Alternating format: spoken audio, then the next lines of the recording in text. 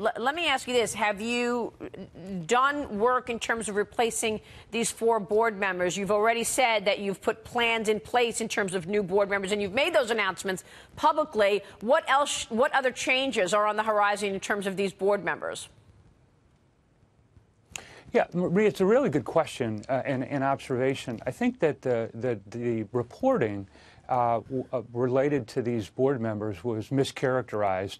And in fact, I know the Fed has been out speaking with the media to correct any mischaracterization that occurred on Friday. Our board has been making fundamental changes in terms of its governance, in terms of its oversight, and refreshing board members over the last year. We brought on 6 incredibly talented new board members in the last year. We also brought in Mary Jo White, the former chair of the SEC, to assist in our board review and governance. So we've made a lot of fundamental changes, and we'll continue to listen to our shareholders as well as other stakeholders in terms of other changes that the board needs to make. You know, we've been talking largely about the broader environment for financials, given the fact that interest rates are starting to go up and net interest margins you would expect to be a positive rather than a headwind going forward. Also, the backdrop of economic growth and a rollback in regulations. But it seems, Tim, that Wells Fargo is not going to be able to really participate in a lot of the positives happenings for the broader averages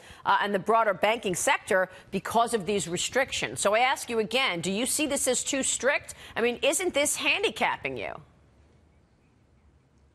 Maria, there's no question that it's a disappointment, but again, just to politely push back, Wells Fargo is open for business. Right? We have 260,000 of the best team members in the industry that serve our customers every day. We will participate in the economic growth of the country. We'll participate and be a part of the economic growth of our customers. We're the largest mortgage lender in this country. We're the largest agricultural lender. We're the largest small business lender.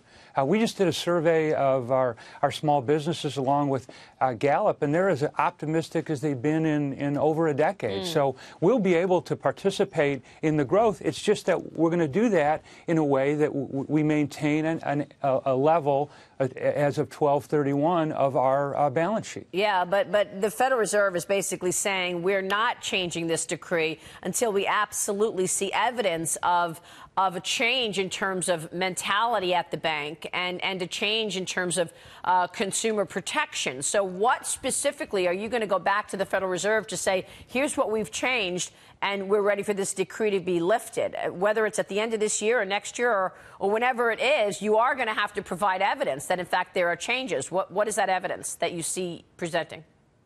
Oh, sure. I mean, Maria, let's be specific about the order. The order asks for 2 plans. One, to see continued improvements in government oversight at the board level. That's easy to do because we've already been on that journey, as I just mentioned. In terms of the plan that management is going to provide, they want to see our focus on a compliance plan and an operational plan. We've been well on our way, 4 months, if not more than a year, in terms of improvements in both compliance and operational risk management. So it's not as if we're starting from a standing start. We've been working on all these areas now for the last few months, if not the last year. And so that's why I'm confident we'll be able to meet and exceed the Fed's expectations. Are you expected to sell divisions, to pare back on certain divisions like the trading business, given the fact that you are needing to stay under this cap of $1.95 trillion in assets, Tim? No, not at all. There are no requirements in the consent order for any asset divestitures. Now, having said that, we've been on a journey over the last couple of years to make sure that we've got the right businesses serving our customers. And so we sold our crop insurance business a year ago. We sold our shareholder services business. In fact, we just announced that last week. We sold our commercial insurance brokerage business. And so there have been a number of businesses that we've decided are better in the hands of others, and we can return more. It allows us to return more capital to our shareholders. That's an ongoing review at Wells Fargo that has nothing to do with this consent order, and we have no plans to exit any of our investment banking or trading activities. Let me ask you, Tim, you need to gain back the trust of Wells Fargo clients. We know that. And the Federal Reserve is calling this, and this is a quote, widespread consumer abuses and compliance breakdown. How did we get here, Tim? How did that happen? Well, Maria, I think it's important to note that there's nothing new in the order, and so no, it's widespread consumer abuses, were, compliance breakdowns. All I'm asking is, how did you get here? What do you think as you look back? And I know that you came in, they put you in charge to fix this situation. But how did this happen, a widespread consumer abuse and compliance breakdown? Maria, you're absolutely right. We've been making fundamental changes since I became CEO in October of 2016.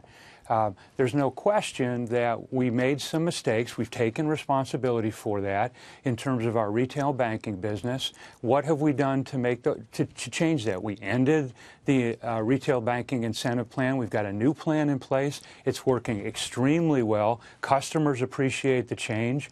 The reaction from customers today in our retail banking business, measured by customer loyalty and customer service, has really been increasing.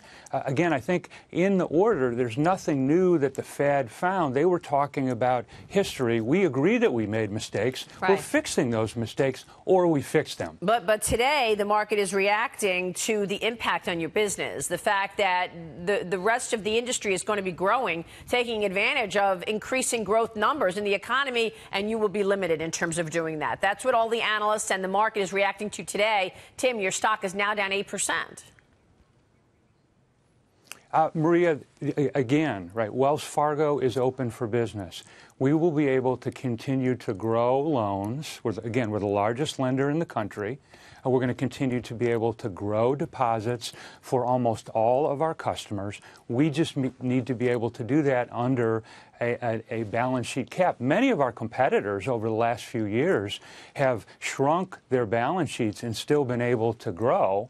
And we expect to be able to serve our customers. Again, we're open for business. So you think that further focus on compliance and on customers, obviously widespread consumer abuses and compliance breakdowns, how the Fed said it, you think you will be able to grow going forward and really focus on that loan business as a result, even though you've got these limitations to growth with the asset size?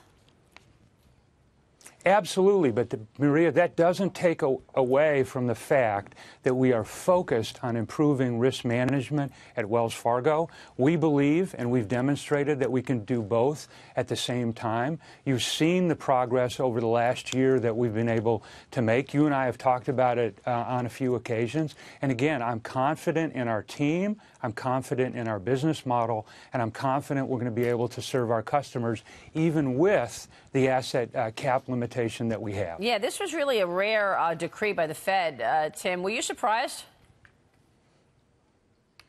Well, I was disappointed, for certain. I mean, the Fed had been public about the fact that they've been looking at how to resolve their concerns about Wells Fargo. This is the resolution of those concerns. There's no disagreement between ourselves and the Fed in terms of what we need to do to improve. We will make those improvements in risk management. We have been making those improvements. Sure. In 17 months you have. Tim, good to see you. Thanks very much for joining us this morning.